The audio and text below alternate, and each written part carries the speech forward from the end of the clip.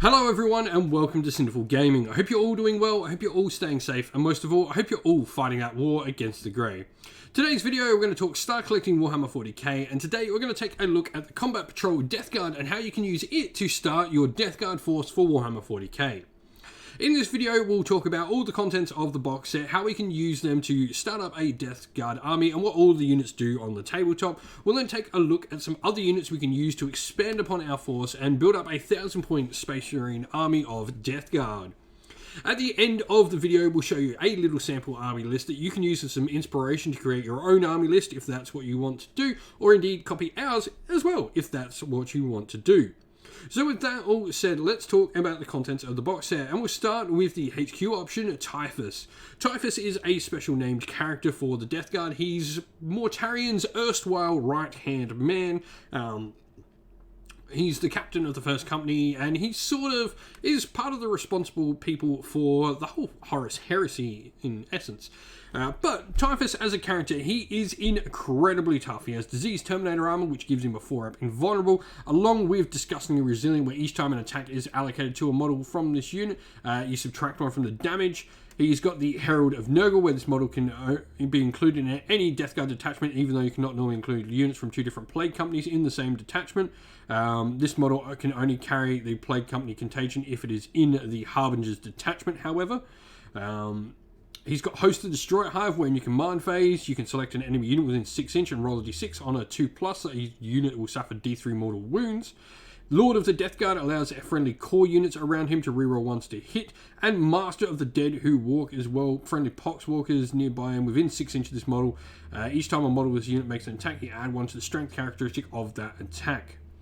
He also has Teleport Strike because he is in Terminator armor, and the Vector of Disease allows him to add 3 inch to any contagion range, so of all contagion abilities this model has to a maximum of 12 inch.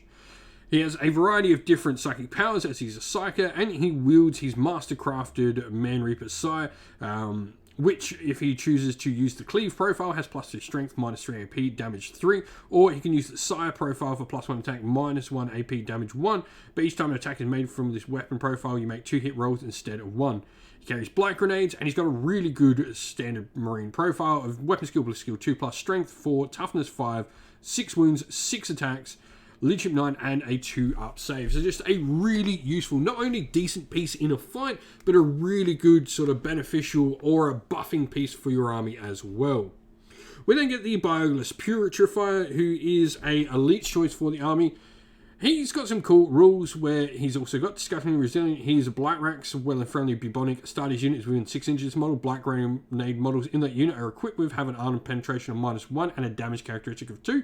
So it goes really nice along with Plague Marines.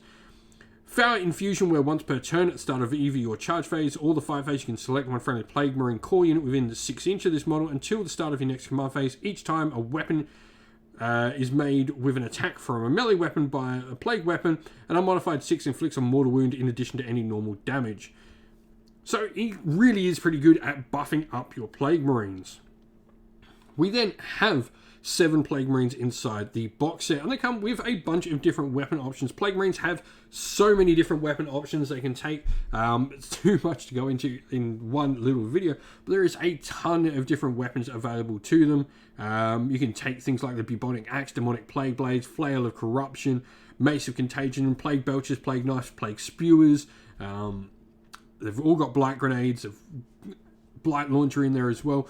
A variety of different weapons, both combat and shooting, mostly shorter range shooting, though the Blight Launcher is 24 inch. Most of the weapons are a little bit shorter range in the unit at 12 inch. A really solid, versatile unit you can build how you want, and the models for the Plague Marines are absolutely fantastic.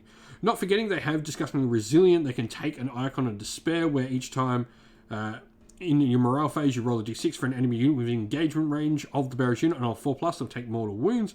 Remorseless allows each time a combat attrition test is taken for the unit to ignore all modifiers.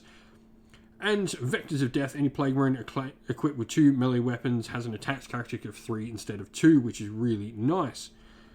We then have 30 Poxwalkers. Poxwalkers are mindless, effectively plague zombies. Curse of the Walking Pox, where each time a melee attack is made by a model of this unit, if the enemy model is destroyed, one of the unit's destroyed models is added back with 1 room remaining. Models added back to the unit in this way can be set up with engagement range of the enemy. You do not, each time a morale test is taken for the unit, automatically pass. Minus Horde means you can't perform actions, however. The Unending Horde as well, each time a model in this unit would lose a wound, roll a d6. On a 6, the wound is not lost. Strength 3, Toughness 4, 1 wound, 2 attacks each. They're not awfully great with just a weapon skill of 4+, but you can get a ton of ways to buff them in a variety of different ways for your army. Next up, we look at some other ways to bring in some different models to the force. And the first thing I want to mention is Plague Marines. There are some different kits of Plague Marines with a variety of different models, with different loadouts and different sort of cool poses. I definitely recommend having a look at all of those. That can sort of chop and change how you run your Plague Marine squads and what all the different variation of weapons you can put together are. So it's definitely worth having a look at all the different Plague Marine models for your force. Now, looking at a different unit, let's talk about Death Shroud Terminators. This is a really cool unit to add as we have Typhus in the army. So you've got a Terminator that can deep strike, so having a unit that can do that alongside him is really useful. Or even just a bodyguard unit where any Plague Company character unit that has a wounds characteristic of 9 or less. If we win 3 into this unit, enemy models cannot target that character with ranged attacks, so really good at protecting someone like Typhus, because Typhus does only have a wounds characteristic of 6, which is really cool. So your Death Shroud Terminators are going to be able to protect him. They've also obviously got Disease Terminator armor for a 4-up invulnerable, disgusting, resilient, and remorseless, much like him, along with the Teleport Strike ability. They've got their own Man Reapers where they're +3 strength, AP -3, damage 2, which is really cool. And their Plague Spurt Gauntlets are a pistol weapon of D6 shots, 12-inch range, strength 3, no AP, damage 1. Chaos Rhinos are a good option, especially since the army is generally slow. This is going to allow your Plague Marine units to get those 12-inch range weapons in range a lot easier. So just having a Rhino is good. They're solid, decent transports, and can have a variety of different weapons. You can actually put out a decent amount of firepower with a Chaos Rhino. Havoc launchers and pintle-mounted weapons, along with the standard Storm Bolter, can all put out a different amount of firepower for your army, which is pretty cool. Havoc launchers are a blast weapon, which is really nice. We then have Mephitic Plague Burst Crawlers, which are a fast attack choice. I really like these. They're a demonic unit, so they get a 5-up invulnerable save. Demonic, disgusting resilient there as well. Foul Stench means your opponent has to subtract 1 from melee attacks against them, and Remorseless as well for combat attrition tests, not having to take any modifiers. You've got a variety of different weapons. Each one of them is equipped with a multi-melter, a missile launcher, it's gnashing more in combat, and the Bile Spurt, which is Assault D3, 12-inch range, strength 6, -1, AP, damage 1. So a variety of different weapons. These guys can be good little fire bases and some decent anti-tank with their multi-melters and missile launchers on them as well, but also go in well against some more tougher sort of horde units with a strength 6 blast weapon as well. And so here we have our little sample army list for you. We've gone for 1,000 points, 54 power level, if that's how you like to play. Typhus is going to be our warlord, as you might expect.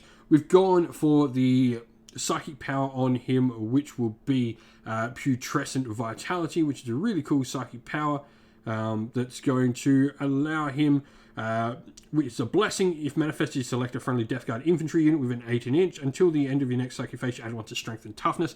You can really make your Plague Marines nice and tough. We've then, for troops, got our Plague Marine unit. We've got a Plague Champion with the Demonic Plague Blade, a Blight Launcher, Flail, Icon, Mason Axe, Plague Spear, and a Plague Belcher, all in there as our different sort of weapons available for the unit. Like I said, there's a ton of different options inside that original kit and other ways you can build this based on the other models you take. So definitely play around with what you find to be the best loadout for your Plague Marine unit. We now have a unit of 20 Poxwalkers and a unit of 10 Poxwalkers in there as well, just providing some other. You definitely could split the Poxwalkers up into another unit of 10. However, I find just that 20 and the 10 is the best way to use the 30 we get. The 10 is great for just sort of using as a screen, using to sort of annoy your opponent with. Meanwhile, your 20 is the better unit. You can definitely sort of buff up with all your abilities. Bogus Putrefier is a really good addition. He can go in our Plague Marines, which will jump in our Chaos Rhino, which has a Combi Melter and a Havoc Launcher, really cool. And then we've got our Death Shroud Terminator sticking around Typhus, providing us with a really solid combat unit as well. A then we've got the Mephitic Blighthauler in there as a nice little bit of anti-tank for the army. Rounding us all out, we've got a good sort of variety. Those Plague Marines are going to be able to get their weapons up nice and close. Typhus is going to be hanging around the 20 Poxwalkers along with the Deathguard Terminators being our main sort of force. And the Blighthauler can probably follow around with the Chaos Rhino, providing some anti-armor to support the Plague Marine squad in the Rhino. With that all said, this is a really fun little Plague Marine army for the Deathguard. I really do like the army. There's a ton of fantastic miniatures for it. Let us know if you've been playing with Deathguard in Warhammer 40k 9th edition. Let us know how you've been going down in the comments below. Well, that's the end of the video. We hope you enjoyed it. If you did, please don't forget to leave a like and subscribe to the channel if you haven't already. And leave a comment down below and let us know what you enjoyed about the video. If you'd like to come chat more with me and other members of our fine community here at Sinful Gaming, you can do so by following the link in the video's description to our Discord server. And lastly, if you'd like to help support the channel, you can do so either via Patreon or YouTube members, and both of those are linked again down in the video's description. As a special thanks to all our Patreon and YouTube members, I'd like to give a shout out to them all. So a special thank you to our Patreons, Christian Weir, James Soren, Greenskins Gaming, AJC, Kenny Lowe, Outer and Shop First, Andrew Bowen, Nathan Fee, The Rising Ape, Cure Dynamic, Agu, Anthony B, Anton Nilsson, JJ Austrian, Average Wargamer, Domir, Mark Harvey, James Cater, Dynet226 and Derek. And a special shout out to our YouTube members, Green Roots Gaming, Kenton Young, Chris Wallace, Ronya, Vinny, Lockloric, The Johnny84, David Ellsworth, Revenar, Wolfric Nick, Broken Shelf, Ariana Airwoods, and Sean Scott. Lastly, a special thanks, first of all, to Lady Witchfox Art, who does all the amazing artwork for our channel, and to Xmorphic, who does all the amazing Discord server background work for us. Thank you all for watching. Once again, stay safe, stay well, and most of all, keep fighting that war against the Grey. Ciao for now.